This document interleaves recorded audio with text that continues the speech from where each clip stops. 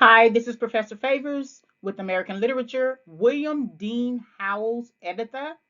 So, Editha is a short story, and it focuses on the naivete of the main character, Editha, and how she is preoccupied with the ideal. The ideal is the romanticism, the fantastical, heroic, uh, type of strategy that oftentimes literary writers will use to convey a message within a literary work.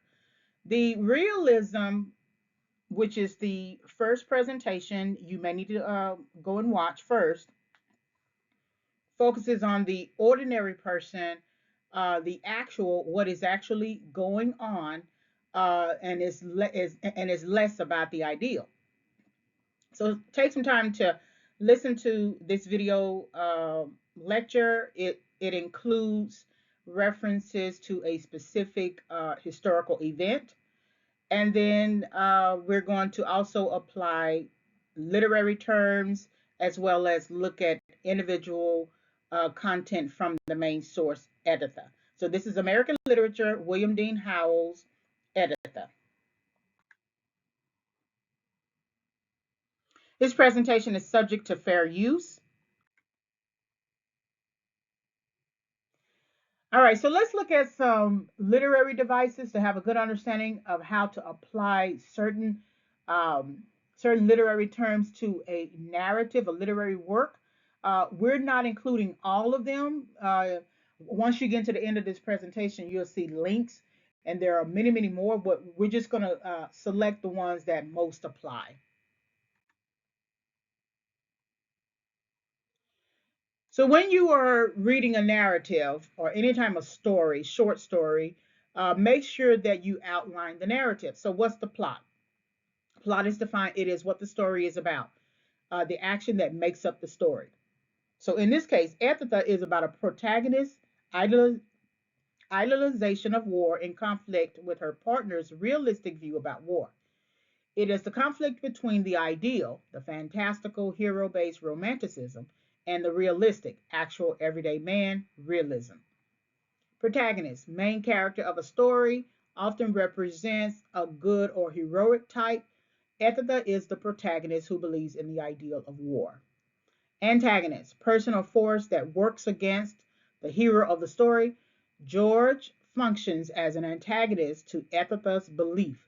The Spanish American War could function as an antagonist to George's conception of peace. Editha's mother and George's mother also function as antagonists to Editha's belief about war. So you could have the main antagonist is the person or force that works against the hero. That's the main antagonist. But you can look at implications of antagonism in other ways. Theme, message about life or human nature, focus of the story. So the theme of Editha is support of the ideal, which is characteristic of romanticism. Realism opposes romanticism.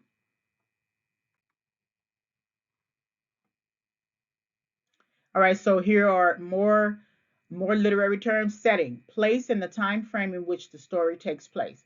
So the setting is multifaceted because it includes Editha's house. However, the setting can also be considered the Spanish American War, which is completed in 1898 and to our remembrance about 4 months. Conflict, problem or struggle between two opposing forces in a story. So the main conflict is two-part. It is between Editha and George. It is between America and Spain. The literary conflict is between romanticism and realism. So we see Editha living in the ideal of war, but then realism sneaks in and talks about losing limbs and dying on the battlefield, etc. Dialogue, conversations between characters. The dialogue between Editha and George shows two perspectives on war. Editha believes it is order of providence that war is here. George believes that war breaks the peace of the world. So that's essentially the foundation for the narrative. All right, narrator, person or character who tells the story, filling in background information, bridging dialogue gaps. So the narrator in Editha presents both sides of Editha and George, but there seems to be a leaning on Editha's idealistic perspective of war and George's decision to give up, arguing for her perspective on war. However, the narrator also presents another view of war from both Editha's mother and George's mother. So the narrator's purpose is to present the narrative from truly the protagonist point of view, but we get different types of point of views from other characters as well, and they challenge the ideal, the theme of ideal. Climax, high point of the story. So the climax of the story is when George is converted to Editha's ideal of war, volunteering and receiving the election of captain. This doesn't mean that he fully agrees with war. This just means she has convinced him. Editha's influential thinking has worked, and it has worked against what he was raised in. Remember, his mother and father did not want him to be brought up in the support of war. So Editha's influential thinking has opposed his own upbringing.